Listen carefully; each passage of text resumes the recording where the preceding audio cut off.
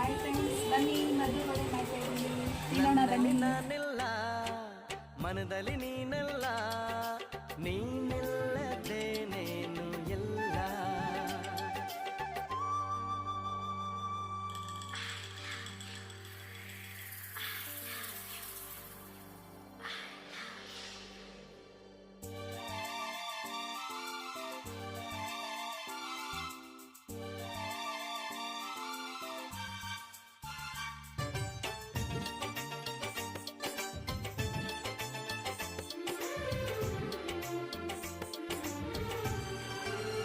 Friends ನೋಡಿ, ನಾನು ಇವತ್ತು ಮದುವೆ ವಡೆ ಮಾಡ್ತೀನಿ. ನನ್ನ ಮಗಳು ಊರಿಂದ ಬಂದಿದ್ದಾಳೆ.